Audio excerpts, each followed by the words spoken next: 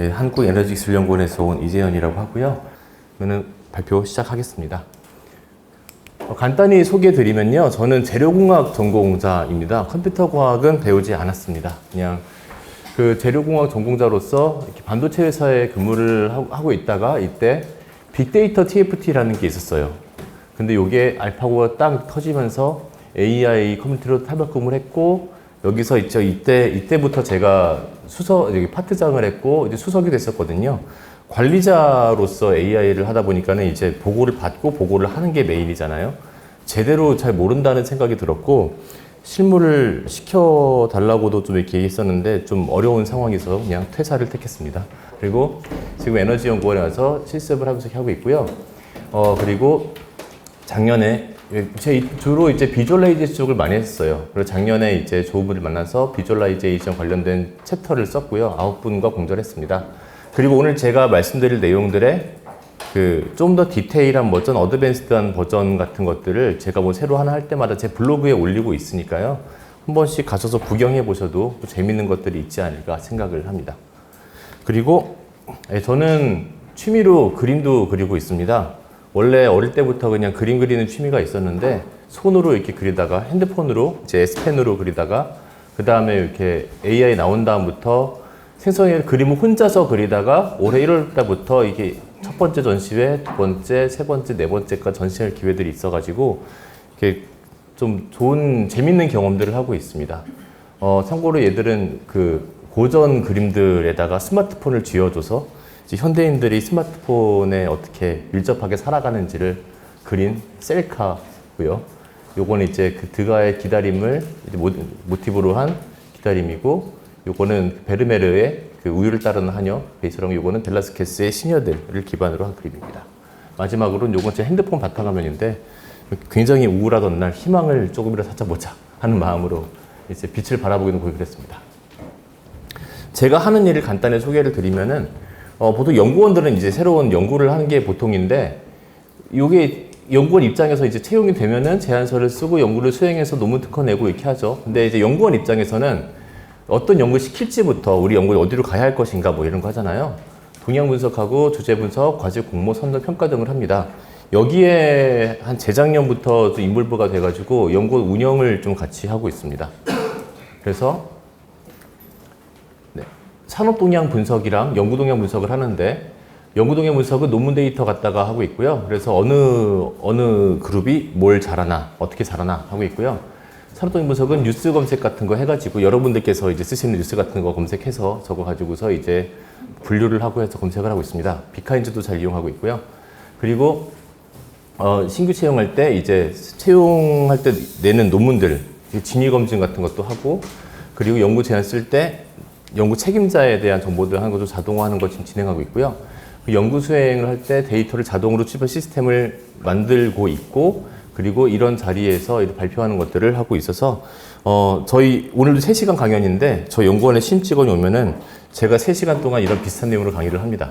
근데 조금 약간 분야가 다르죠. 저희 연구원에 오시는 분들은 저랑 비슷한 고충을 겪고 있는, 논문 읽어야 되고 써야 되고 연구해야 되고 하는 분들이라서 대강 좀 페인 포인트를 제가 알고 있다고 생각을 하는데, 기자님들은 좀 다를 수가 있어서 좀 궁금하신 거 있으시면 적극적으로 많이 질문 부탁드리겠습니다. 네, 저런 것들을 하고 있습니다. 그리고 저런 것들이 저희의 상위 기관이 있습니다. 과학기술연구회라고, 이제 거기서 좀 잘 봐주셔서 상을 받고 있습니다. 진행하겠습니다. 먼저 일단 히스토리를 좀 말씀을 드릴게요. 워낙에 뉴스를 쓰시는 분들이 앞에 계시니까 그냥 약간 이상한데, 뉴스에 되게 많이 나왔잖아요. 얼마나 새롭게 뭐가 나오고 정리를 해보겠습니다. 먼저 챗GPT 나온 게 2022년 11월 말이었죠. 곧장 12월 됐고요. 근데 전에 GPT-3가 먼저 나왔습니다. 2년 전에요. 사실 AI 하는 사람들이 이때 이미 난리가 났었기 때문에, 이거 나왔을 때 뭐가 달라진 거지? 그냥 좀 쓰기 편해졌는데 정도밖에 없었는데, 대중적으로 굉장히 크게 와닿죠. 누구나 쓸 수 있겠다. 요거는 이제 API 키를 받아서 코드를 돌려서 했어야 되는데, 대중성이 정말 컸다고 생각이 되고요. 그리고 챗GPT 나오면서 MS 검색 엔진 빙에도 빙챗이라는 게 등장을 했고, 엣지 브라우저에도 사이드바가 생겼습니다. 그리고 GPT-4가 꽤 빨리 나왔어요. 작년 3월 15일쯤 나왔습니다. 그리고 GPT-4가 나오면서 플러그인이 등장을 했고 웹브라우징 기능이 붙어서 인터넷 검색할 수 있게 됐고 데이터 어널리시스 또는 데이터 어널리스트라는 기능이 붙어가지고 또 그때는 코드 인터프리터였죠 이름이. 데이터를 파일을 올리고 코딩을 해줘 하면 실행까지 해주는 게 나왔습니다. 제 입장에서 굉장히 반가운 기능이에요. 그리고 얘들이 다 텍스트 인, 텍스트 아웃 모델입니다. 글자를 넣어서 글자를 받는 걸 기반으로 하는데 사실 생성 AI는 텍스트 인, 이미지 아웃, 이미지 생성이 먼저였죠. 달리 1이 2021년 그리고 달리 2가 1년쯤 있다 나왔고요. 달리 2가 2022년 7월 정도에 대중에 풀렸습니다. 저는 그때부터 이렇게 그림을 그리고 있어요. 그게 재밌더라고요. 그리고 MS 디자이너라는 게 그때 서비스를 개시를 했고 내부적으로는 달리 엔진을 다 갖다 쓰고 있습니다. 빙 이미지 크리에이터라는 이름으로 나왔는데 얘가 빙 챗에서도 부를 수 있는 걸로 같이 나왔습니다. 그리고 여기서 이제 앞뒤가 바뀌어가지고 이미지인 텍스트 아웃이 나왔어요. 요게 같이 나왔습니다. 이제 요게 멀티모달이라고 하죠. 다중 감각이라는 뜻으로 빙 챗이랑 GPT에 이미지를 올려서 물어볼 수 있게 됐고 제가 저게 기능이 생긴 다음 제일 처음 했던 게 그때 기차 타고 이동하고 있었는데 역에 내린 다음 편의점에 가서 김밥 사진을 딱 찍어서 이거 뭐야 했더니 김말이 초밥입니다 이러면서 틀린 말은 아니에요. 사진 보면 알아보기 힘들어요. 잘하네 생각 들었습니다. 그 다음에 했던 게 이제 아침에 출근했는데 비가 되게 많이 오는 날이었어요. 이제 가을이었거든요. 차에서 내리기 싫은 거예요. 회사에 왔는데. 그냥 핸드폰을 들어서 사진 찍은 다음에 오늘 점심 메뉴 뭐가 좋을까 했더니 이런다는 국밥이죠 라면서 굉장히 좋았습니다. 그리고 얘들이 지금 MS에서 코파일럿이라는 이름으로 다 묶었습니다. 그죠? M365 코파일럿, 이거 오피스고요. 윈도우 코파일럿, 윈도우 오른쪽 아래 보시면은 이런 버튼이 하나가 있습니다. 제가 있어가지고 쓸 수 있고요. 그리고 달리3가 작년 10월쯤인가로 기억합니다. 나왔는데 얘들은 달리3 이제 하나 가지고 GPT에서도 쓰고 빙에서도 쓰고 이게 코파일럿이죠. 그리고 MS 디자이너에도 업그레이드가 됐습니다. 그리고 네, 소라가 또 나와서 지금 동영상 대전인데 여기 지금 난리가 났어요. 동영상 만들었죠. 뭐 젠3 원래 뭐 피카라는 것도 있었고 저 지금 저쪽에 계신 분을 현업에 종사하시는 디자이너 분을 예를 들면은 일주일마다 한 번씩 회의를 하는데 자, 지난주에 뭐가 새로 나왔지부터 놓고서 시작을 한다고 하더라고요. 그리고 스피치 인 텍스트 아웃. 요거는 원래 STT라고 원래 예전부터 많이 연구되던 건데 이제 위스퍼라는 게 나왔고요. 그다음에 보이스. 여기 GPT 음성으로도 많이 할 수 있습니다. 그리고 지금 GPT-4.5가 나와서 여기 전에는 음성이 글자로 바뀐 다음에 이게 입력이 됐어요.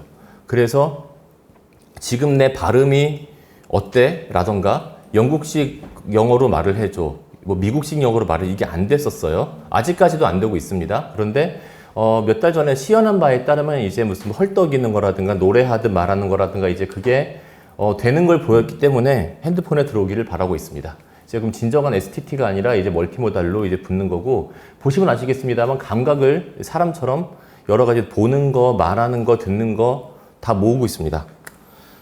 이렇게 있는 게 지금 GPT들의 진화 방향이 흐름이 보이실 거예요. 점점 사람같이 돼가고 있다. 그리고 현재 GPT-4를 구독을 하시면은 이렇게 쓸 수가 있는데 플러그인이 빠졌습니다. 플러그인 기능은 지금 사라졌고요. 대신에 GPT즈라고 하는 플러그인은 비슷한데 누구나 만들어 올리기 더 편리한 것들이 나왔습니다. 그리고 여기 넘어가기 전에 질문 하나만 잠깐만 드려볼게요. 혹시 이런 기능이 필요하실지 이따가 설명을 잠깐이라도 언급하면 좀 시간 조절을 하려고요. GPT-4가 이렇게 있는데 제가 만들어 놓은 GPT가 여러 가지가 있습니다. 그 중에 하나만 잠깐 나와라. 논문봇 여기 있다. 네, 논문봇. 얘를 GPT를 제가 만들었는데 어떤 건지 동작 결과만 잠깐만 보여드릴게요. 이런 게 필요하면 말씀을 해주세요. 설명이 필요하다라고 하시면. 논문 파일입니다. 제가 읽어야 되는 논문 파일 중 하나고요. 그냥 던지면은 이제 올라가죠. 아무런 프롬프트를 입력하지 않고 이것만 누릅니다. 그러면은 이 연구를 한 목적이 무엇인지 그리고 이 연구가 이 논문이 학문적으로 산업적으로 어떤 기여를 하고 있는지 그리고 이 연구에 어떤 방법론들이 사용이 되었는지 그리고 네 나오고 있고요. 올리겠습니다. 쭉쭉쭉. 네, 그리고 라만 분간법 뭐 이렇게 블라블라 나오고 아래 문자 잘 써주고 있고요. 그 다음에 독창성은 어떤 것들이 있는지, 그리고 연구의 한계점은 또 뭐가 있는지. 참고로 연구의 한계점은 저자들이 뭐가 얘는 한계가 있다라고 한 거랑 플러스 GPT가 내가 보기에 뭐가 한계가 있는 것 같아 라고 하는 걸 같이 줍니다. 보고서를 받겠습니까? 물어보죠. 응 하면은 이게 먹는 게 신기합니다. 저게 먹어요. 그럼 얘가 뭘 하고 있냐면은 애널라이징이라고 돌고 있는데 내부적으로는 파이썬 코딩을 열심히 지가 알아서 하고 있습니다. 뭔가 위에서 했던 말들을 다시 하고 있는 느낌이 나죠. 코딩은 지루하긴 하지만 저 위에 그냥 깜빡깜빡 하는 걸 보는 것보다 덜 지루하니까 냅두겠습니다. 위에 있는 말들을 이렇게 쭈루룩 다 하면서 뭔가를 열심히 일을 하고 있고요.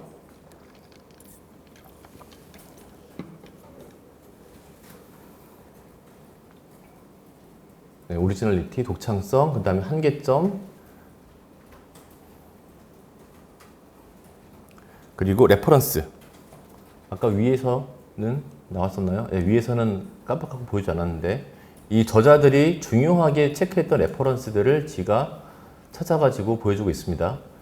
이 레퍼런스 왜 중요한지, 그리고 어떤 사람들이 어느 저널에 어떤 제목으로 언제 냈는지 등등이 나오고 있고, 레퍼런스들을 한 대여섯 개 정도 이제 뽑아주고 있고요. 그 다음에 뭔가 코드를 실행을 합니다. 그러면은 약간의 시간이 흐른 뒤 라이브러리를 설치를 하고 페이퍼봇이라는 라이브러리가 있습니다. 제가 만든 거예요. 설치를 하고 이제 이거 닫을게요. 그냥 가만두면 어떤 화면이 보이냐면은 그냥 이제 이게 안 보이고 이렇게만 보입니다. 네, 이 상황에서 조금만 더 기다려 볼게요. 네, 아이씨, 왜 에러가 났어요? 아, 네, 에러가 나면은 지가 다시 사람처럼 코드 고쳐볼게요 라고 합니다. 그래서 네, 보고서가 생겼고 얘를 다운로드 버튼 나오고 클릭하면은 뭔가 다운로드가 됐죠? 파일 열어볼게요.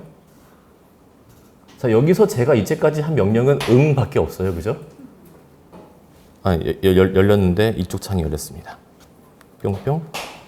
요거, 예. 다시, 어디냐, 편집사용 저거, 포인터 어디였을까요? 여기다. 네. 답변을 한 거를 이렇게 보고서 형태로 뽑아냅니다. 요거를 혹시 만드는 거 방법을 잠깐 설명을 드릴까요? 아, 네. 알겠습니다. 유용하실 것 같아서 한번 여쭤봤어요. 오늘 진도의 범위 밖에 있긴 한데 어렵진 않습니다. 자, 계속 진행하겠습니다. 좀 빨리 진행할게요. 요금제가 있는데 일단 지금은 원래 3.5로 시작이 됐지만 지금 3.5를 쓸 수가 없습니다. 공짜 사용자도 GPT-4 미니라고 하는 거를 쓰게 돼 있고요. 돈을 내시면 GPT-4와 GPT-4를 쓸 수가 있어요. 그리고 컨텍스트 윈도우가 8K, 32K 정도 되는데 여기서 돈을 낼수록 사실 이거랑 무료와 플러스에서 기능은 사실상 갈립니다. 팀으로 가면 더 비싸지는데 뭐가 좋냐면은 아까 만들었던 GPT즈 있잖아요. 그거를 팀원끼리만 공유할 수 있는 그런 기능이 있어요. 그리고 팀으로 한다고 해서 모든 대화 내용이 공유되지 않습니다. 그리고 팀 데이터 매니지먼트 가능합니다. 그래서 여러분들께서 만약에 우리 조직에 예산이 없다. 그러면 계정 하나 만들어서 이거를 다 공유하셔도 돼요. 대신 대안은 보이겠지만 근데 좀 여유가 있다라고 하면은 각자 플러스를 하셔도 되고 각자 플러스를 하시는 것보다 좀 더 여유가 있다? 뭐 사실 별 차이 없습니다. 그러면 팀으로 해가지고서 하시는 게 서로 뭔가 이제 그 향후 나올 기능들을 공유하기에 더 좋을 겁니다. 그리고 예전에 캡처해 놓은 건데 이만한 예가 없어서 이걸로 보여드리겠습니다. GPT에다가 물어봅니다. 그냥 누구든지 할 수 있죠. 이렇게 아무렇게나. 오늘 회식 메뉴로 뭐가 좋을까? 3가지만 얘기해줘 물어보면은 얘가 생선에 고기구이, 초밥 말을 이렇게 합니다. 그러면은 또 물어봅니다. 동료 중에 배달 잘난 친구 있다. 뭐가 추천해달라 라고 하면은 얘가 생선회를 추천을 하고 있습니다. 경험과는 좀 어긋나죠. 배탈 나는데 생선회를 먹으라고 합니다. 그래서 왜 물어보면은 재료가 신선하고 가열 처리하지 않기 때문에 소화에 부담을 주지 않아서 추천한다라는 말을 합니다. 좀 그럴싸해요. 그래서 그러면은 3만 원짜리 5명이 먹고서 5만 원짜리 플러스 하면 얼마 나올까 했더니 총 20만 원 나옵니다. 라고 합니다. 그러면 이렇게 우리가 짧은 대화지만 요만큼을 했어요. 회수 메뉴 물어봤고, 이유 물어봤고, 이제 설명하라 그랬고, 그랬더니 20만 원 나왔습니다. 자, 여기 짧은 대화지만 여기서는 아이디어를 요청을 했고요. 그 다음에는 추론을 시켰습니다. 이유를 주고서 답변을 말을 하라고 했고, 이 거꾸로 네가 한 답에 설명을 하라고 했어요. 그리고 그 다음에 숫자 계산 시켰고, 이 모든 과정에서 저는 말만 했고, 말로 답을 했습니다. 자, 여기서 GPT-4의 본업이 무엇일까요? 네, 생성입니다. 기자님들이라서 네, 생성입니다. 잘 아시면 트랜스포머라는 게 먼저 나왔었죠. 여기서 인코더, 디코더인데 인코더는 이제 맥락을 이해하는 거, 그리고 디코더는 말을 만드는 거 용으로 이렇게 만들었는데 하고 보니까 어텐션이라는 게 있어가지고 디코더만 갖다 붙여도 말 잘할 것 같은데 싶어서 이것만 막 쌓아봤더니 GPT 1, 2, 3 그리고 3.5 갈수록 점점 말을 잘하더라 라고 했던 게 사람들이 알아낸 거고, 지금 트랜스포머를 이제 요걸 넘어서는 노력을 또 하고 있습니다. 근데 얘가 왜 이렇게 많은 걸 알고 있냐면은 이런 거랑 비슷합니다. 제가 어릴 때, 참고로 저는 97학번입니다. 중학교에 91년도에 입학을 했습니다. 입학하기 전에 1월달, 2월달 그때 저희 어머니께서 동창회를 갔다 오시더니 이걸 사오셨어요. 중학교 때는 이걸 봐야 된다라면서. 그때나 지금이나 동창회는 만학의 근원입니다. 그래서 이거를 정말 재미없게 공부를 하고 있는데 점점 이렇게 하는데 너무 싫었어요. 근데 그때 저는 반항심이 난 게 나는 한글을 이렇게 배우지 않았는데 왜 문법을 배워야 되는가 이렇게 재미없게. 그래서 부모님한테 도저히 못 보겠다. 이렇게 영어 안 하겠다라고 했고 엄마가 어떻게 할래? 그래서 독해는 재밌어. 독해만 할게요. 저 한글도 글 많이 읽어서 했잖아요. 라고 해서 그때 하루에 독해집을 2개 이상씩 푸는 걸로 합의를 했어요. 그때 리더스 뱅크 리딩 튜터라는 책들이 있었습니다. 글로 공부하신 분들 있을 겁니다, 아마. 아직 나오고 있더라고요. 근데 여기 보면 이런 거 있죠. 빈칸 뚫기 있죠. 이런 식으로 해서 문자문 읽고서 들어갈 낱말은 무엇인가 이런 건데 얘가 정확히 이렇게 공부를 했죠. 버트 같은 경우는 이제 앞뒤로 오면서 여기 뭐가 올지를 체크를 하는 거고, GPT 같은 경우는 앞에 있는 말을 주고서 뒤에 있는 걸 확률적으로 만들어라 하는 거다 보니까는 그럴싸하게 말을 합니다. 그런데 언어 저렇게 하다 보니까는 막 내용들이 좀 머리에 들어오는 거죠. 얘 같은 경우도 막 말을 만들다 보니까 뭘까 아는 것처럼 얘가 말을 하는 거죠. 얘는 딱 그냥 그 정도입니다. 그래서 얘는 지심으로 보면 안 되고요. 예, 언어 생성이 메인이고 부업이라고 친다면 언어 이해일 겁니다. 이게 인스트럭션 튜닝이라는 게 들어가면서 지시를 했을 때 답을 할 수 있도록 추가 학습을 시킨 부분이 있는데 여기서 이제 이렇게 했을 때 이렇게 답을 할 수 있도록 데이터셋을 넣었어요. 그리고 이쪽에도 이제 그 어티저 같은 게 있어가지고 말만 가지고 컨트롤이 된다라고 하는 게 그 특징입니다. 그럼 나머지는 뭐냐? 나머지 4개는 쟤는 왜 하냐라고 하면은 창발 현상이라고 말을 하죠. 사람으로 말하면은 하나를 가르쳤는데 열을 난다. 뭐 이런 거. 가르치지 않았는데 지가 스스로 안다라고 하는 상황입니다. 그래서 GPT-3 논문인데요, 이게. 얘가 AI가 글을 쓴 거냐, 사람이 쓴 거냐 보고서 이제 그 체크하는 이제 튜링 테스트를 했을 때 반발이니까 확률적으로 진짜 모르겠으면 50%잖아요. 그때 이미 52%가 나와 있었고요. 그리고 글을 잘 쓰다 보니까는 이제 브로큰 잉글리시를 주면은 이제 굿 잉글리시 바꿔줍니다. 교열이 자동으로 붙었어요. 그런데 얘가 숫자 계산을 하네라는 게 나온 거죠. 두 자릿수 덧셈 뺄셈은 약간의 예를 보면 거의 100점을 맞는데 세 자리, 네 자리 가면서 급락합니다. 점수가. 그리고 복잡한 계산이 들어갈수록 급락해요. 왜냐면은 많이 본 적이 없기 때문에. 얘는 봐서 경험적으로 그냥 말을 하는 거지. 손바닥만한 계산기보다 못한 사실 상황이에요. 그래서 절대 계산을 시키시면 안 되고요. 만약에 시키려면 코딩해서 답을 해라는 말을 하면은 낫습니다. 그러면 진짜로 코드를 배워서 말을 하기 때문에 말 잘해요. 그리고 사람들이 이제 창발에 관심을 가집니다. 이거 괜찮겠는데? 창의력이만 나오네? 이걸로 아이디어를 좀 더 끄집어내 볼까? 인간의 두뇌의 본질을 접근할 수 있을까? 하면서 언제 창발이 나는지 봤더니 좀 이제 사이즈가 좀 되고 데이터셋이 좀 있어야 나오더라 라고 했던 게 초기의 연구였고요. 최근에는 모델 사이즈가 작아도 데이터가 많으니까 되더라 도 있는데 데이터도 교과서 수준의 굉장히 정제된 거를 했더니 적은 데이터로도 작은 모델에서 창발 현상이 발생을 하더라. 정확히 말하면 논리적 추론 쪽에 관심 많습니다. 행간을 읽을 수 있는가. 논리적 추론이 되면 연구를 할 수 있고 일을 할 수 있기 때문에 굉장히 관심이 많아요. 그리고 예를 들어 이런 겁니다. 앞에 계신 남성분, 이거는 어떤 글의 일부일까요? 보신 적이 없으십니까? 뒤에 계신 여성분 혹시 어떤 글의 일부인지 아실 수 있을까요? 저 끝에 계신 여성분. 네. 맞습니다. 예. 윤하가 부른 노래 사건의 지평선 가사인데, 자, 그러면은 말씀하시는, 여기서 화자는 어떤 사건을 겪었을까요? 그쵸, 이별을 겪었죠. 어떻게 아셨습니까? 참 이별이라던가 그런 말이 한 번도 등장하지 않습니다, 가사 중에. 근데 어떻게 이별이라고 생각을 하셨죠? 포인트가 있었나요? 아니면은 과거의 나라도 뭐 똑같다던가. 시간이 뭐 옅어져 간다, 추억이 떠오르는. 네. 그쵸. 예, 감사합니다. 이게 사람이라면은 보고서 특히 좀 이런 비슷한 경험이 있는 사람이라면은 금방 알 수가 있을 거예요. 근데 우리 연구원들은 이게 왜 이별이에요? 라고 물을 합니다. 아, 이게 이별이었어? 막 이런 분들 있어요. 자, 여기다가 지금 3.5 시절에 던지면은 얘는 특별한 사건이나 순간의 추억을 감정 얘기하고 있는데 굳이 사건이나 상황에 정보가 없어서 모른다라고 말을 합니다. 추론 능력이 부족한 상태예요. 근데 4가 나온다 물어보면은 이별과 추억, 표현, 감정을 얘기하고 있다고 말을 합니다. 참고로 이게 가사를 잘 써서 그걸 느낄 수 있기 때문에 한 건데, 예를 들어서 이 노래 아시면 정말 제 또래인데 넥스트의 힘겨워하는 연인들을 위하여라는 노래가 있습니다. 아직 단 한 번의 후회도 느껴본 적은 없어 이렇게 시작한 노래인데, 이게 동성동본 결혼 반대 법안이 있던 시절에 그런 연인들을 위해서 쓴 노래였어요. 그 가사집에 써 있거든요, 이렇게. 근데 이걸 유추할 수 있는 말이 하나도 없어요. 그냥 연인이 힘들어하고 있고 도와주고 싶다, 그냥 그게밖에 없어서 이건 넣어도 유추가 안 됩니다. 그리고 지금은 GPT 가면은 이렇게 3개를 고를 수가 있는데 로그인 안 하시면 얘밖에 안 되고, 여러분께서 유료 사용자다라면은 이거 2개를 고를 수가 있습니다. 이게 레거시 모델이라고 하고 이게 제일 빠른다고 말을 하는데, 사람들에 따라서 너무 PDF 여러 장에 대한 긴 글에 대한 추론 능력은 얘가 더 낫더라 뭐 이런 말씀도 하기도 하시고 그런 경우도 있어요. 근데 보통 얘를 많이 씁니다.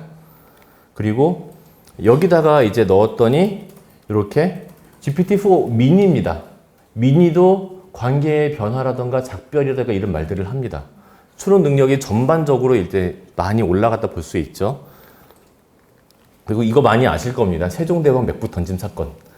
이분 누군지 정말 굉장히 큰 기여를 하신 분이에요, 이틀 뒤에. 누군지 모르겠어요. 그래서 저 이거 출처를 이렇게밖에 못 써봤는데, 환각이라고 말을 하고 요즘에 저 작화증이라고 말을 합니다. 컨페뷸레이션이라는 어려운 단어를 써서 하는데 다실 거예요. 세종대왕이 훈민정음 초 작성하다가 분노해서 던졌다. 사람 이름까지 말을 하고 그 경위를 자세하게 얘기를 합니다. 굉장히 센세이셔널했어요. 그래서 저 때 유명했었는데 지금은 맥북을 던지지 않아요. 4.5인데 기록이 없고 들으시는 이게 인터넷 밈이나 패러디 문화일 거다라고 하는데, 그러면 정말로 환각이 없냐? 세종대왕은 안 던지는데 저는 던집니다. 하다 말고 던진 사건을 말해주면은 주목을 받았다고 말을 하고 있고요.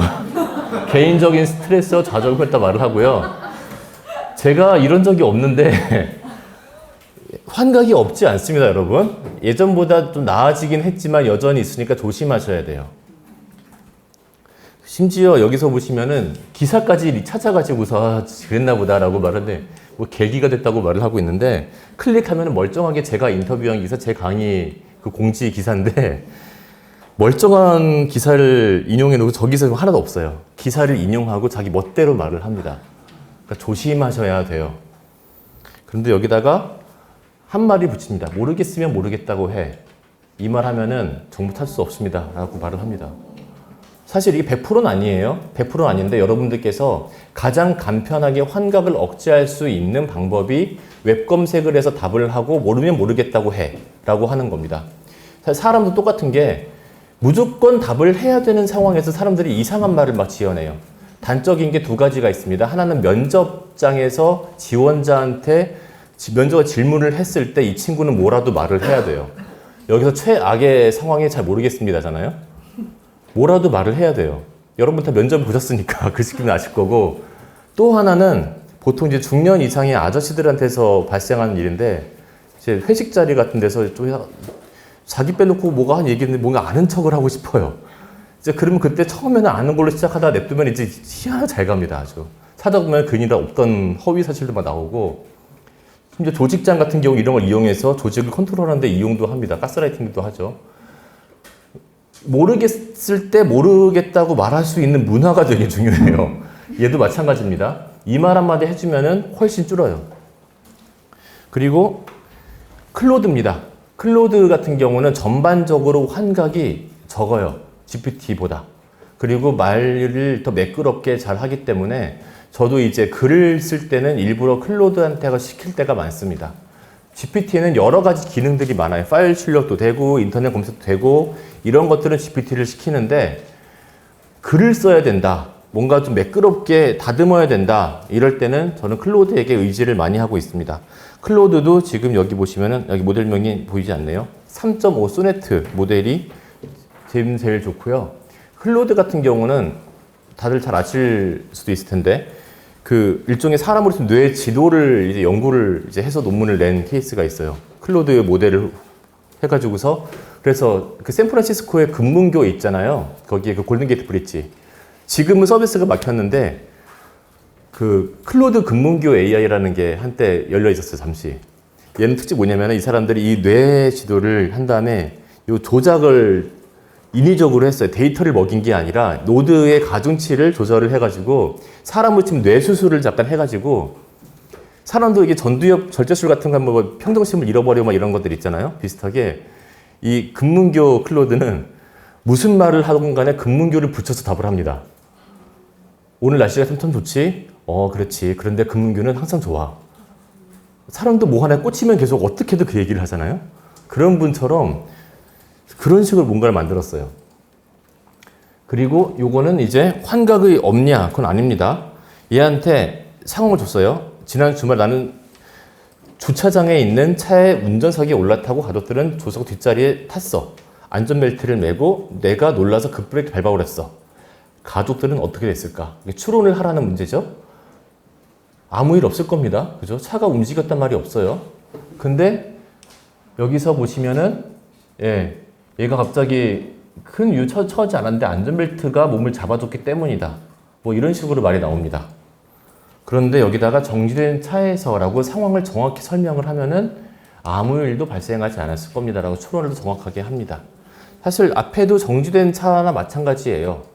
그런데 여러분들도 그냥 경험적으로 급브레이크는 보통 운전하다 밟으니까 막연하게 운전하다 밟았게 꺼낼 수 있을 텐데 요것도 이제 우리가 평소에 의사소통할 때 디테일한 정보 전달의 종합성입니다.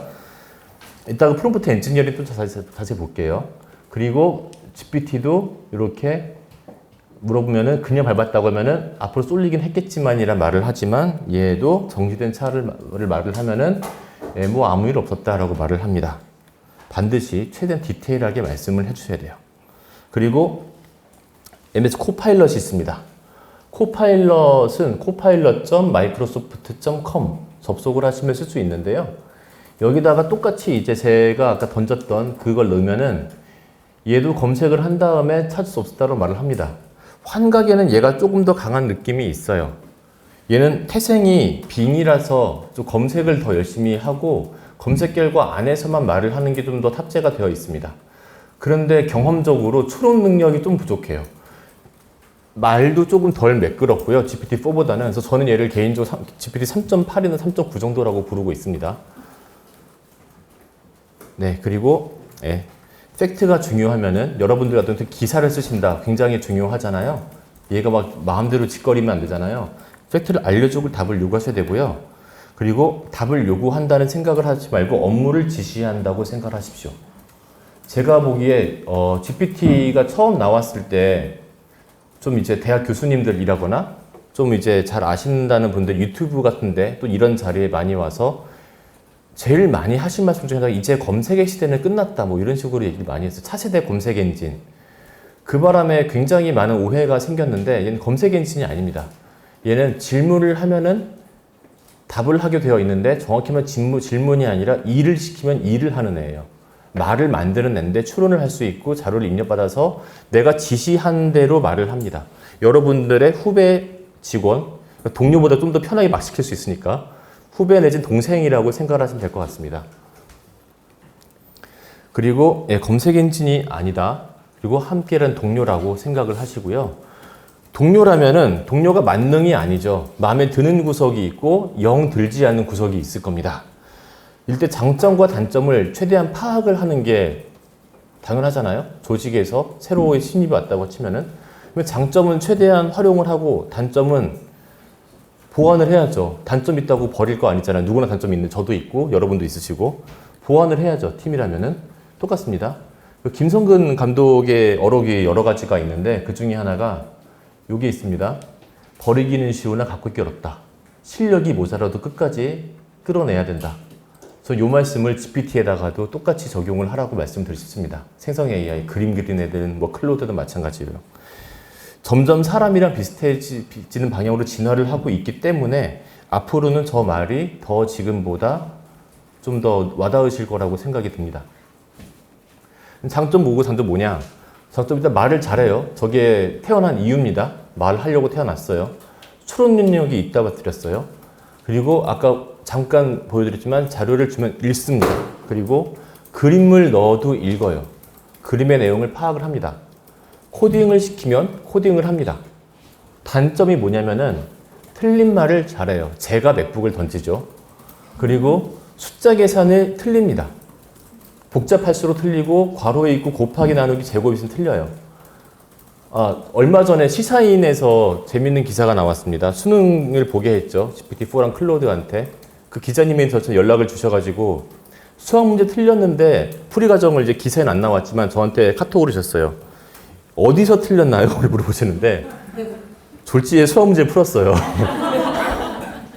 풀다 보니까 시그마 어쩌고 나왔는데 시그마 이렇게 뭐 이렇게 해서 하는데 N은 1부터 5까지인가 이렇게 5개의 항을 더했는데 무한대까지 그냥 더해버려서 틀렸어요. 여기서 5까지로 안 끊었어요. 그래서 앞에 원래대로면 앞에 6분의 5인가 5분의 6인가 숫자가 들어서 뒤에 있는 거랑 땅땅 캔슬아웃 돼가지고 나가야 되는데 이게 없는 바람에 이상한 답을 했습니다. 잘 틀립니다. 숫자 계산. 되게 뭔가 복잡한 식도 막 쓰고 아는 척을 하는데 잘 봐야 돼요. 그리고 정확한 그림을 그리지 못한다. 저게 무슨 말씀이냐면 귤 그리라면 귤 그리고 사과 그리면 사과 그리는데요. Y는 sin X 곡선 그려줘. 이런 거는 이제 딱 그 그래프 말씀드리는 거예요. 이런 거 잘 못 그립니다. 읽을 수 있는 분량에도 한계가 있어요. 뭐 위키피디아 전체를 다 넣지 못합니다. 그러면 이것 때문에 못 써라고 말씀하시는 분들도 있으세요. 특히 이제 저희 연구원에도 꽤 적지 않은 분들, 특히 어르신들께서 GPT 처음 나왔을 때 나오자마자 꼭 자기 이름 아냐고 물어봅니다. 자기 이름 아냐 물어보고 모른다고 한 다음부터 삐져서 안 써요. 그거는 본인 탓이죠. 오바마 같이 유명했으면 말하죠. 틀린 말을 잘하면은 자료 읽으시면 자료 주고서 물어봐야 되고요. 코딩을 숫자에서 틀리니까 코딩을 시켜서 말을 하면 됩니다. 그 다음에 정확한 그림, 요것도 코딩 시키면은 Y는 사이언스 그래프를 그리면 그립니다. 옛날엔 플러그인 블로그 써서 지금 다 필요 없어요. 그냥 그려요. 그리고 읽을 수 있는 분량 잘라주면 됩니다. 적당히 잘라서 뭐 몇십 페이지 정도는 읽어요. 한 50페이지 정도는 잘 보는 것 같습니다. 잘라서 주면은 볼 수 있어요. 얘가 할 수 있는 일들을 정리를 그림으로 하면 있습니다. 보통 질의하고 답변을 많이 하시는데 저 답변은 그 다음에 내가 하는 질의의 인풋으로 들어갑니다. 그래서 얘가 한번 거짓말을 하기 시작하면 그 대화는 계속 꼬여요.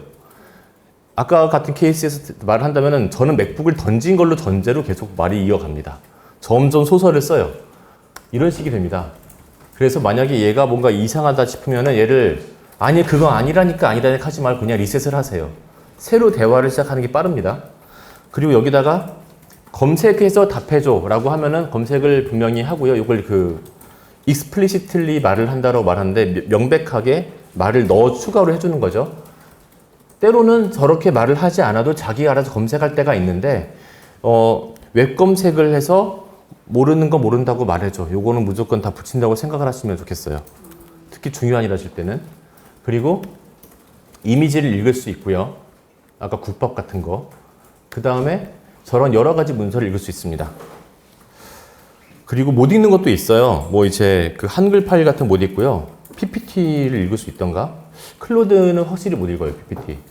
그리고 아웃풋이 재밌는 게 파이썬 코딩이 된다고 돼 있잖아요. 이 중에서 파이썬 좀 하시는 분 있으십니까? 코딩? 코딩을 할 줄 안다는 거는 엄청난 잠재력입니다. 사실 코딩을 할 수 있다라고 하면은 웬만한 일들은 다 된다라고 보시면 돼요. 아까 제가 보고서를 작성해라고 했잖아요. 얘는 MS 워드를 탑재하고 있지 않아요. 근데 파이썬 라이브러리 중에 MS 워드 문서를 만드는 라이브러리가 있어요. 그거를 호출을 해가지고 아까 보셨던 그 인풋을 넣어준 다음에 제가 속에 심어놓은 코드를 돌리면은 문서가 나옵니다. PPT도 만들 수 있고요. 그렇게 얘를 이용해서 외부에 일을 시킬 수도 있어요. 이런 걸 이용을 하면은. 그리고 이렇게 열어 나오고요. 그리고 얘도 마찬가지로 그 다음번 인풋으로 넣을 수가 있습니다. 그리고 이미지를 또 만들 수가 있죠. 얘도 돌고요. 그리고 이렇게 묶어서 한 번에 몰아서 일을 시키는 거를 GPTs라고 부릅니다.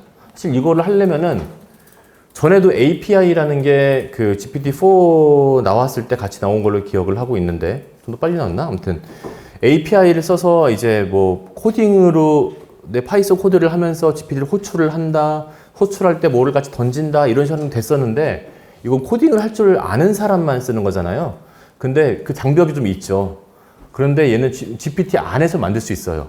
뭐를 불러다가 내가 질문하면은 어떻게 행동을 하고 뭘 참조를 해서 뭐를 하고 이게 심어 놓을 수가 있습니다. 자, AI를 왜 씁니까? 이걸로 넘어가 봅시다. 그러면 저렇게 재능이 많은 애가 있는데 보통 이제 논리가 이렇게 갑니다. 자, 이제 챗GPT 나왔다. 이제는 이걸 안 쓰면은 살아남을 수 없는 시대다. 배우자. 이렇게 논리가 가는데 틀린 말은 아닐 수 있지만 그래서 뭘 배우고 왜 배우고 어떻게 배우고 이게 다 빠져 있죠. 무작정 그냥 뭐 이제 뭐 유료 강좌를 넣기도 하고 뭐 가서 강의 듣고 오기도 하고 책을 사기도 하고 하는데 이러면은 사실 배울 수가 없어요. 배운다는 거는 뭔가 인풋이 들어와서 내가 업그레이드 돼서 나한테 효용이 있어야 되잖아요. 내가 일을 좀 편하게 하든 어디 가서 아는 척이라도 하든 이렇게 돼야 되는데 왜 쓰세요? AI를? 사실 언론이 이렇게 나오죠. 인류 정복처럼 나오죠. AI가 하고 싶은 일이. 근데 사실 AI는 관심이 없습니다. 이게 어릴 때 저런 거 보다 보니까는 이제 굳어지는 것 같은데 사실 우리는 일을 이제 하는 사람들이잖아요. 월급을 받잖아요. 그러면 결과로 가는 길이 여러 가지 있는데 이 중에서 좀 제일 빠르고 확실한 길로 가려고 AI를 쓰는 게 일반적일 겁니다. 또는 결과에서 이렇게 어마하게 새는 걸 막기 위해서일 수도 있고 결과에서 내가 모르는 또 다른 거를 또 플러스 알파를 얻기 위해서일 수도 있어요. 그래서 모든 것들을 한마디로 하면은 부가 요소를 제거해서 본질에 집중하게 한다라고 정리할 수 있을 것 같습니다. 제가 한 말은 아니고요. 전 직장에서 이제 AI가 막 들어올 때 온통 그때 알파고였죠. 난리였거든요.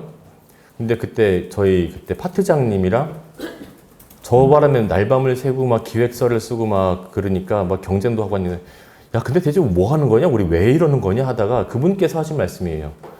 우리가 하는 게 없던 거를 만드는 것도 아니고 왜냐면 어차피 그 회사는 반도체 회사이기 때문에 AI를 뭐 100번 쓰도 반도체밖에 안 나오거든요. 우리 왜 하는 거냐? 는 이제 반도체를 만드는 데 가는 수많은 잡다한 일이 있고 쓸데없는 일인데 이거를 제거하고 남는 게 뭐지? 일의 본질이 남는다 라는 말씀을 하셨고 전 아직까지 이만한 답을 어디서 보거나 듣지 못했습니다. 그래서 이 말씀을 전달을 드리고 있고요. 예를 들어서 부장님한테 결제를 받을 상황이다. 우리가 받는 건 결제죠. 그렇죠? 옛날에 어땠습니까? 기분은 어떠신가? 부부싸움 안 했나?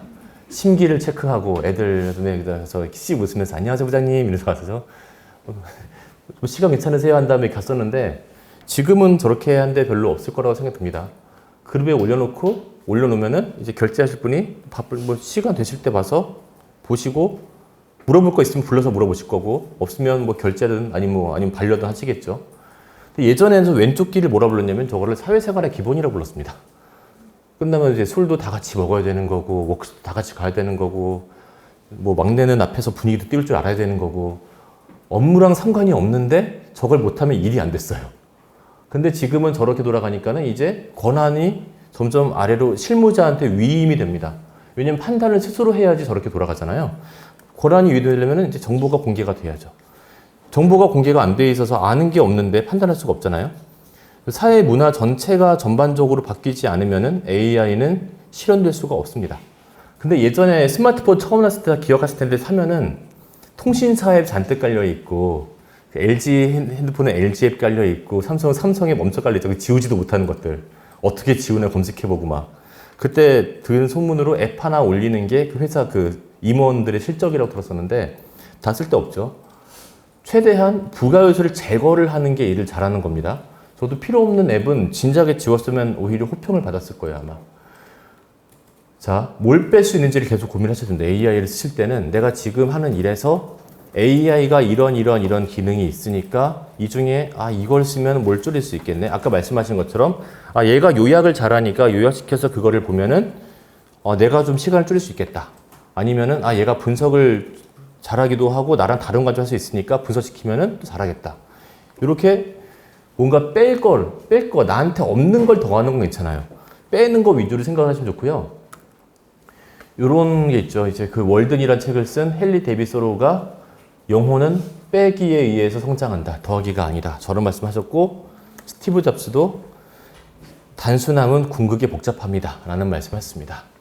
이 슬라이드에서도 저거 두 사람 필요 없습니다. 이러면 되죠. 굳이 그냥 빼면 됩니다. 불필요한 거. 그리고 이제 특히 기술 발전 같은 경우에는 여러분들께서 자꾸 이제 실험하시는 분들도 그래요. 실험은 손맛이지. 실험을 똑같은 환경에서 잘하는 게 스스로의 역량이 더 있는 생각하시는데 옛날에는 그랬죠. 옛날에는 이제 뭐 고대에는 소식을 전하려는 사람이 뛰어가서 말을 전해야 됐다가 말을 타면은 사람이 아니라 그러니까 사람의 지구력 이런 게 아니라 그 말의 체력이 중요하잖아요. 말 타는 능력이 필요하고 말의 건강을 유지할 수 있을 만한 그 관리 능력이 필요합니다. 근데 산업혁명 시대로 바뀐 거는 이것들이 가축에서 기계로 바뀌었잖아요. 기계는 개인이 놓을 수가 없어요. 공장 기계는 놓을지 몰라도 철도, 전화 이런 거는 점점 시스템으로 갑니다. 공동체가 되게 중요해지고 국가의 역할이 되게 중요해져요. 지금 4차 산업혁명이라고 말을 하는데 똑같습니다. 지금도 그냥 지금 전화할 것도 없이 그냥 이렇게 코딩 좀 할 수 있으면 가는 거고 지금은 코딩조차 할 필요 없이 생각을 하면은 갈 수 있는 시대가 지금 굉장히 가까이 온 셈이죠. 그럼 지금 이렇게 다 충분히 됐다고 생각을 하실 수도 있겠으나 이 시대 사람들도 여기서 더 뭘 어떻게 더 편하게 라고 했을 거예요. 줄일 수 있는 건 언제나 있습니다. 혹시 치킨 좋아하십니까? 시켜서 드십니까? 치킨 보통 한 번에 이렇게 무게 있잖아요. 한 마리 몇 킬로인지 혹시 용량 아십니까? 그냥 드시기만 하시는. 네. 뒤에 계신 분 혹시 치킨 한 마리 기준으로. 네. 혹시 아시는 분 있을까요?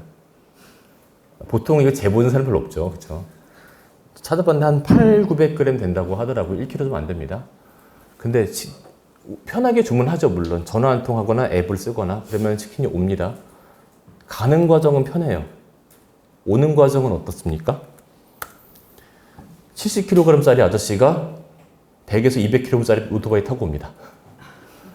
한 300배 정도의 노력이 들어야 돼요. 150배, 300배. 저게 과연 최선인가? 라고 생각할 수 있는데 그럼 저렇게 하면 어떻게 하는 말이야? 라고 하실 거잖아요. 이런 게 되고 있어요, 지금. 지하물류라는 게 연구가 되고 있습니다. 아직까지는 아닌데 국내도 되고 있고요. 여기 많이 보시는 유현중 교수님인데 이분도 비슷한 말씀을 2022년도에 하신 적이 있어서요. 제 지인 중에도 기계연구원 박사님 중에서도 저걸 연구하신 분이 있습니다. 뭐냐면은 우리 되게 서울에는 지하철이 되게 잘 깔려 있잖아요. 대부분 비어 있어요. 전철이 다니는 시간이 전체 비중의 몇 %를 10%가 안 돼요. 그럴 거잖아요. 서서 기다리다가 잠깐 오면 타고 내리고, 그죠? 기다렸다가. 이게 잘 깔려 있으니까 여기서 지선을 나뭇가지 뻗듯이 뻗으면은 아파트 입구까지는 다 보낼 수 있다. 라고 하는 게 아이디어의 생각이죠. 각각 집까지는 또 너무 비용 든다고 쳐도. 그러면 아파트 입구까지 많은데, 예를 들어 지하철 공사를 할 때 1km를 뚫는데 1,000억 원이 든다고 말을 합니다. 그러니까는 요거 터널만 하는 게 아니라 계단이랑 전기 다 드는 거겠죠.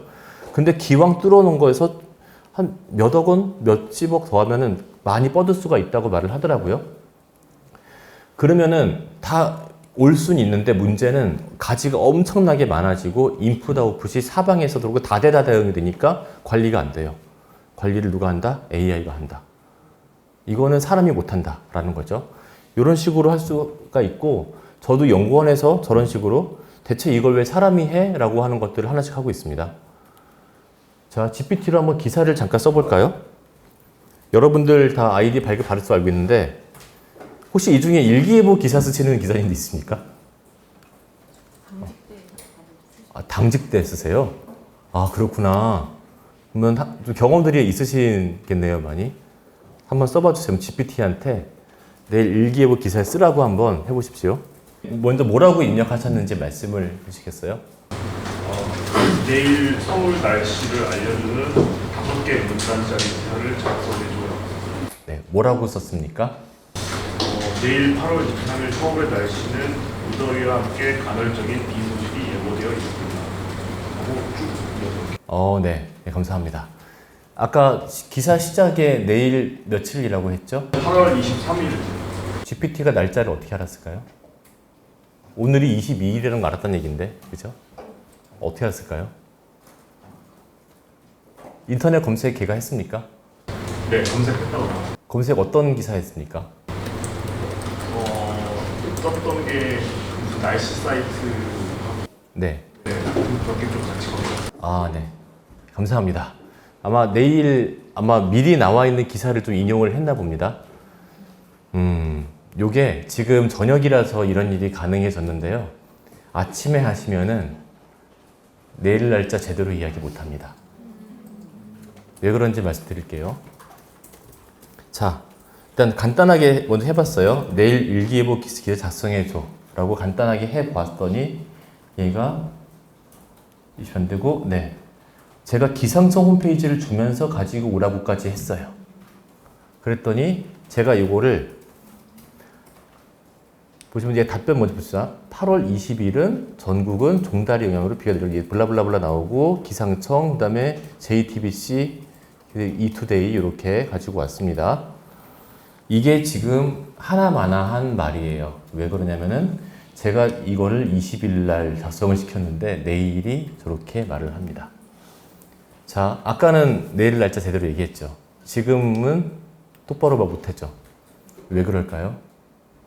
얘가 힌트는 기사를 검색했잖아요. 내일 날씨가 나와 있는 기사가 있어요. 이 시점엔 없어요. 얘가 찾은 내일 기사는 그 전날 나왔던 내일 20일 기사고요. 그 다음에 태풍에는 내일부터 전국에 비가 내리겠습니다. 블라블라블라. 저거를 인용을 하다 보니까 일이 발생을 했습니다. 자, 그러면 이거를 어떻게 좀 막을 수 있을까? 여러분이 아침에 기사 쓰실 때 또는 오전에 할 때 얘한테 글감을 준다는 게 제일 중요합니다. 여러분들께서 정말로 막 로우 데이터를 엄청나게 찾아다가 넣으셔도 될 수 있겠지만 이 그 기상 요거 그 뭐죠? 예보하고 뭐 이런 게 만만치 않잖아요.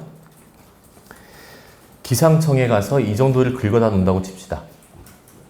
이게 8월 20일, 네, 11시에 발표된 요 그 기사인데요. 그 기사랍니다. 요 그 내일 날씨 예보였죠. 오늘부터 모레까지. 종합 내일 모레 뭐 블라블라블라 있습니다. 저거를 긁어다가 넣어요. 작성해줘라고 그냥 컨트롤 C를 합니다. 아래 자료를 활용해서. 그러면은 이렇게 쓸만하게 기사 내일 21일은 이제 똑바로 말을 하죠. 요게 이런 사소한 포인트가 있는데 생각을 안 하면 굉장히 잘 낚이는 포인트입니다. 오히려 이제 내일 뭐 태풍이 올라온대나 만대나 뭐 이런 거 보다 보면 잊어버려요. 그리고 여기서 여러분들은 이렇게 안 나오신 분들도 있으실 건데 저는 이렇게 중간에 찍찍 그어졌습니다. 휴손이. 이게 뭐 말 잘못했다고 지공은 아닐 텐데 혹시 이거 이유 아시는 분? 사용하다 이런 거 보신 적 있으신 분 있어요? 예, 드물지만 나옵니다. 정상적인 화면일 수 있어요. 얘가 왜 이러냐면은 또 기술적인 내용인데 간단히 설명드릴게요. 자, 여러분들 그냥 메모장 켜고서 글을 쓰시면 뭐 이렇게 굵은 글씨 같은 거 됩니까 안 됩니까? 안 되죠. 링크 걸 수 있습니까 없습니까? 안 되죠. 근데 얘는 워드도 아닌데 파워포인트도 아닌데 굵은 거 되고 밑줄도 그어지고 링크도 걸죠. 그쵸? 얘가 여기서 표현하는 형식이 그냥 글자 백지에다 메모장에 쓰는 게 아니라 마크다운이라는 형식으로 글을 써요. 마크다운이라는 걸 쓰는데 그러니까는 쉽게 말하면은 글자를 코딩하듯이 쓰는 겁니다. 그럼 여기다가 뭐 그냥 간단한 무슨 뭐 이 소식적인 홈페이지 만들어 보신 분도 있으시겠지만 HTML 짜려면 무슨 뭐 이런 그 괄호하고서 AHREF는 어쩌고 뭐 이미지 소스는 어쩌고 블라블라 하잖아요. 그렇게 복잡하지 않게 간단하게 이런 뭐 굵게 뭐 이런 것들을 구현할 수 있는 문법이 있어요. 근데 그 문법에 뭐가 있냐면은 이 마크다운 문법이라는 거 있는데 여기에 취소선이 물결이에요. 물결이 취소선입니다. 보시면은 20에서 60mm, 5에서 40mm. 저 사이가 이렇게 물결로 감싸져 가지고 그려진 겁니다. 그래서 여러분들께서 혹시나 저런 거 보시면 당황하지 마시고 아 여기 물결이 있겠구나 보시면 됩니다. 여기에 보시면 굵은 표시 있죠? 저거는 뭘까요? 굵은 표시는? 별별입니다. 별별. 별 2개 붙이면 굵어집니다. 이런 식으로 이렇게 언더스코어 하나 붙이면 이탈릭이 됩니다. 뭐 이런 식으로 간단하게 서식을 넣을 수 있는 거예요. 이 바람에 종종 저런 식으로 깨진다고 말하기 뭐하고 기능인데 좀 묘하게 좀 잘못 어긋난 그런 느낌입니다. 자, 그래서 뭐 두 번째 실습을 한번 해보겠습니다. 아까 여기에 이제 다양한 기능들이 있잖아요. 한 번 이상 사용을 한번 해보시죠. 아무렇게나. 자, 저 같은 경우는 예를 이렇게 할 수 있습니다. 비 오는 날 먹기 좋은 점을 추천을 해줘 한 다음에 인터넷 검색을 해서 메뉴를 아까 찾은 거에다 추가를 시키고 표를 정리를 시키고 이 중에 먹고 싶은 거 그려줘. 하나 메뉴 골라서 그린 걸 수채 바꿔줘. 그 다음에 5번은 이따가 좀 시연을 해서 보여드릴게요. 딴지보시도 만든 게 있습니다. 그 다음에 PPT를 만들어줘. 이거 제가 한번 했던 건데 꼭 따라 하실 필요는 없고요. 여러분들께서 업무에 도움이 되시는 방향으로 한번 자유롭게 한번 사용해 보십시오. 아까는 말씀을 드리면은 GPT를 가지고 이제 실습을 할 때 뭐 이렇게 보세요, 따라해 보세요 이게 하기 굉장히 어려운 게 답변이 다 다르게 나오기 때문에 따라해 보세요 이렇게 되시면 그 다음에 이렇게 해보세요 하기 굉장히 어렵습니다. 그래서 각자 이렇게 하셔야 되고 제가 예전에 연구원 내에서 그 대학원생들이랑 이제 좀 코딩에 관심이 있는 분들을 대상으로 3.5 시절에 그 데이터 분석 그 이제 강의를 맡아서 한 적이 있었는데 첫 시간에 아주 그냥 용맹하게도 이제 코딩을 GPT가 잘해주니까 얘한테 코드를 시켜 받아내는 걸 알려드리겠다 하고서 간단한 코딩을 뭐 알려드린 다음에 자 GPT한테 코드를 달라고 요청하세요 라고 했더니 그때 얘가 지가 코드를 못 돌리던 시절이었어요. 했더니 그때 20명 정도 앉아 있었는데 뭐가 나왔어요 다들. 그래서 그 다음에 뭐 해보세요 했더니 안 돼요 안 돼요 다 에러가 나는 거예요. 봤더니 이제 간단한 질문 간단한 코드를 짜는 명령이었는데도 형식이 다 달라가지고 사람들마다 다 다니면서 아 이럴 땐 이렇게 하시고 저럴 때 저렇게 하시고 하느라고 일종의 시행착오를 겪었던 적이 있었고요. 이제 나중에 그 경험 바탕으로 함수를 만들어 달라고 해서 좀 그걸 해소를 했던 경험이 있습니다. 자, 한번 저도 여기서 해보겠습니다. 그냥 같이 여러분들처럼 여기다가 띄워보고 할게요. 자, 한번 여기다가 비 오는 날 먹기 좋은 똑같이 재미없으니까 폭풍으로 할게요. 폭풍과 치는 날 먹기 좋은 저녁 메뉴를 골라줘.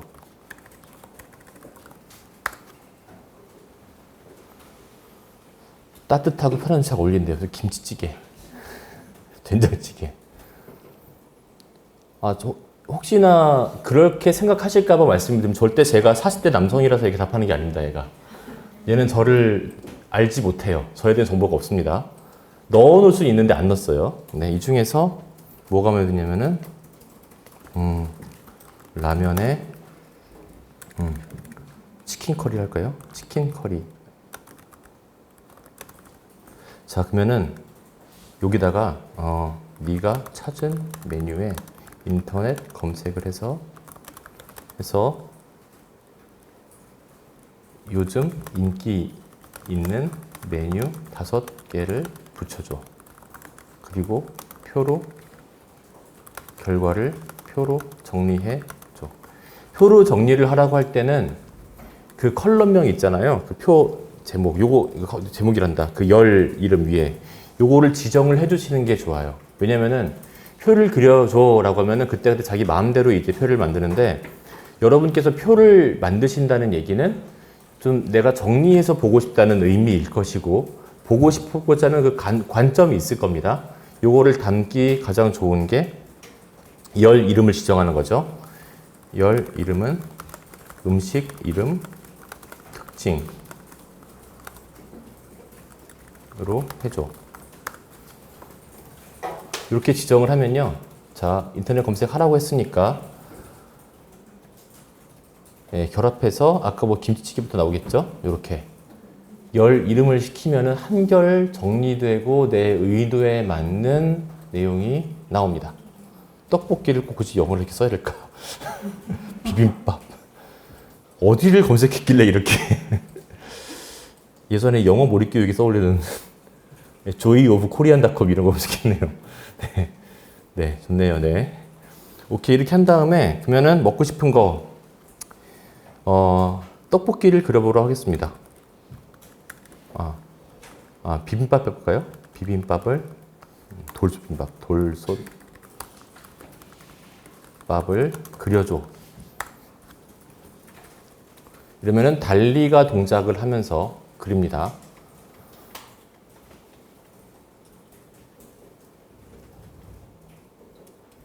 네, 이렇게 잘 나왔어요. 그러면은 참고로 이 비빔밥은 잘 알려져 있으니까 잘 그리는데요. 얘가 절대로 못 그리는 거 한번 그려볼까요? 굴국밥을 그려줘. 그리긴 그리는데 틀리는 게 있을 겁니다. 보시죠, 한번.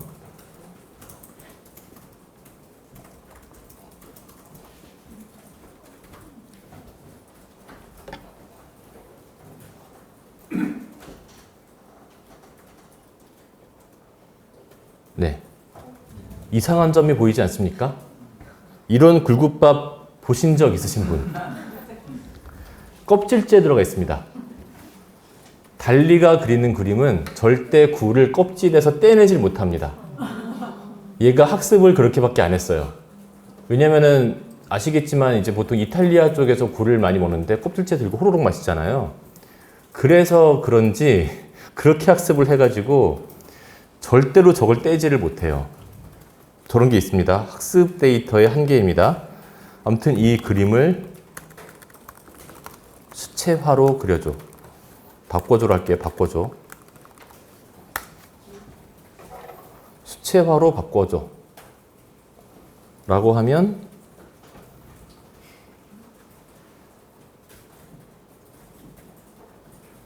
이렇게 바뀌어요. 여전히 굴은 껍질에 붙어 있습니다. 자, 이제 그 다음에 이제 딴지봇이라는 애가 있는데요. 여기서 요거 제가 하는 거 잘 보세요. 여기다가 골뱅이를 쓰면은 뭔가 창이 갑자기 뿅 떠요. 여기에 뭐가 있냐면은 제가 최근에 사용했던 GPT들이 나와요. 저는 여기서 딴지봇 하면 나옵니다. 여러분들은 아마 안 나오실 수 있어요. 어떻게 찾냐면은 여기서 잠깐만요. GPT 가신 다음에 여기서 Explore GPT가 있습니다. 왼쪽 아래 GPT 탐색하기 뭐 이런 데 있을 거예요. 한글에는. 요거를 클릭해서 가시면은 여기 나오는데 여러 가지 도구들이 만들어져 있어요. 이 중에 얘들이 사람들이 다 프롬프트를 먹여놓고 특정 PDF라던가 뭐 정보라던가 기능을 먹여놔서 특화돼서 쓸 수 있게 되어 있는 것도 여러 가지가 있는데요. 그 중에 여기다가 이제 전 보이긴 하지만 검색을 할 수 있습니다. 딴지봇이라는 애를 검색을 하면은 딴지봇 나오죠? 얘를 클릭을 할 수가 있습니다. 얘한테 뭐 이제 말을 걸 수가 있어요. 예, 클릭을 하면은 말을 걸 수가 있습니다. 뭐 평점이 나오고 나쁘지 않아요. 예. 이렇게 하면 여기다 말을 걸 수가 있는데 여기다가 그냥 안녕 해볼게요. 뭐라 그러나? 이렇게 반말로 합니다, 얘는. 오늘 날씨 참 좋지? 비도 오고 말이야. 이러면은 너 진짜 비 먹고 싶은 거 아니야? 이러면서 시비를 걸어요. 제가 저렇게 시켰습니다, 프롬프트를. 제가 하는 말에서 논리적인 허점을 찾아가지고 무조건 시ник으로 공격을 하라고 했어요. 그래서 이렇게 감정적으로는 좋은데 너 비 맞아도 좋을 수 있을까? 이런 식으로 나오고요.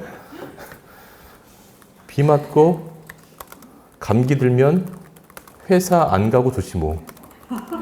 이렇게 해버리면은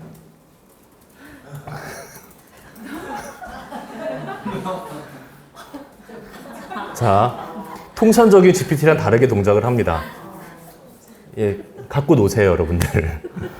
여기다가 자, 다시 한번 딴지보 불러서 딴지보 부른 다음에 얘를 클릭을 해요. 다음에 이 음식을 저녁으로 먹으려고 하는데 어때? 네 생각은 어때? 자, 이러면은 예, 훌륭하다고 이렇게 말을 하고 있습니다.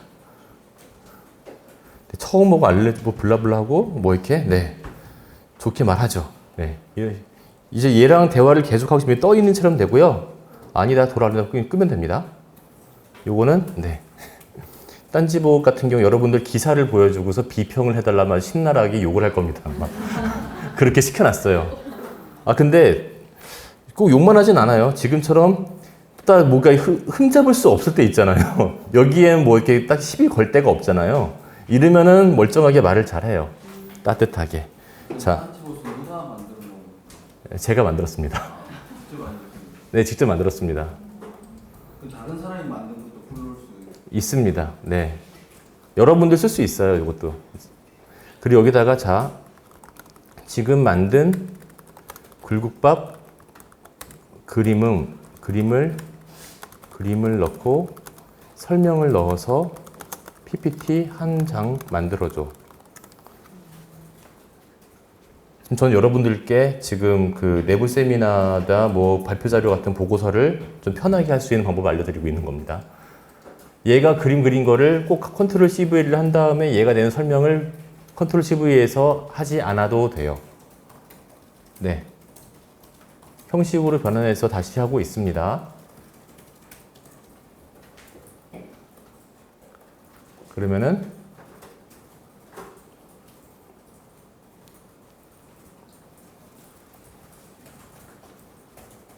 뭔가 네 됐어요. 다운로드를 해보면은 아이고 링크 깨졌다. 다시 만들어. 참고로 존댓말을 하는 게 좋을까요? 반말을 하는 게 좋을까요? 왜 그렇게 생각하세요?